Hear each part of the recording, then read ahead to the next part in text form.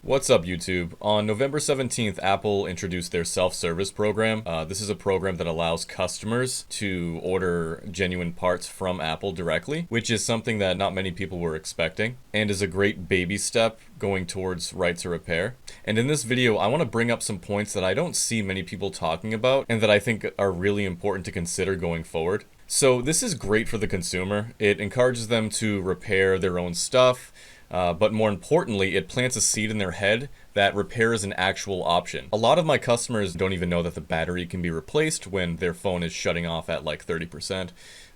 They're not accustomed to repairing a device. They're so used to just going and getting an upgrade or trading it in for another phone and paying it off in 2 years with a contract. There's a lot of factors that go into why consumers have been kind of brainwashed into ignorance when it comes to their devices, but I'm not going to get into that right now. The biggest thing I want to discuss is the fact that third-party repair shops still won't have access to genuine parts and software. No one can stock up on genuine parts. Even if you're an IRP, you can't stock up on parts. So what Apple is doing is they're hoping to force shops into either becoming an IRP and being strangled by their restrictions, or go out of business. That's not acceptable. Becoming an IRP will severely limit what repairs you can do, how fast you can do them, and how much you have to charge for it. That's bullshit. It's bullshit! If a customer wants their phone repaired on the spot, I'm going to repair it on the spot. I should be able to do so with genuine parts.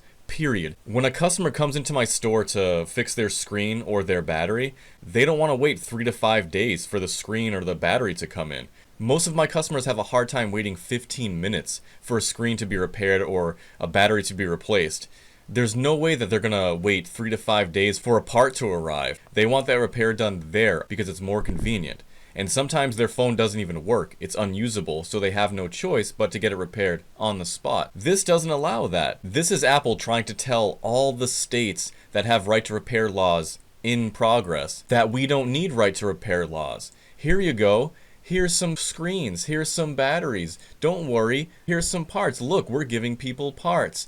But they're not giving the repair shops parts. We are the ones who need the parts because we are the ones who face the customers. We're the ones who get the desperate customers that need repairs on the spot. We're the ones that need the parts. And this does nothing to solve that problem. They're giving us a crumb and they're telling us it's a cookie. And people are saying, oh, just wait, they might open it up to third-party repair shops. No, they're not. Mark my words, they are not going to open this up to third-party repair shops unless the law says they have to. Because if they do, it would alienate everybody that went through the IRP process, and it would make them look stupid. In my opinion, this is a blow to right to repair for independent repair shops. We can't let a $2 trillion company set the terms. If I want to stock up on parts like a tire shop stocks up on tires, I should be able to do so.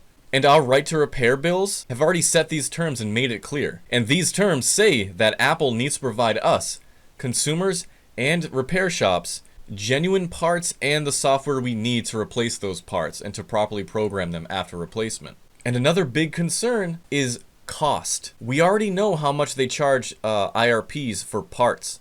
And it's ridiculous. It's insane. And we can logically assume the cost for the customer is going to be the same cost as for the IRP, if not more. And when the cost of the part is more than the cost of the device on eBay, there's a problem there.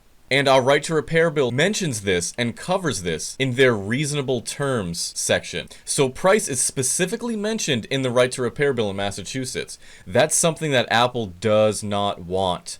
Because again, at the end of the day, it's all about money with them. They want to make a profit off of everything. I'm going to read out these fair and reasonable terms that we have in the bill that we're trying to get passed in Massachusetts.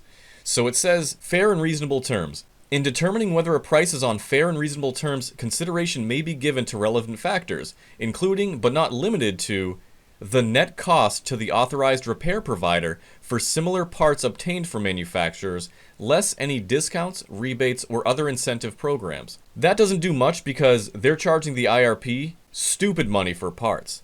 But this is the one that's going to be most focused on. 2. The cost for preparing and distributing the parts or product, excluding any research and development costs incurred in designing and implementing, upgrading, or altering the product, but including capital costs for the preparation and distribution of the parts. And this is the most important part: the price charged by other manufacturers for similar parts or products. Now, we know in our aftermarket screens how much it costs for the manufacturer to make them, and we know how much they charge us to buy them. And these aftermarket screens are pretty decent. Apple does not want the price of the parts to be determined by a bill.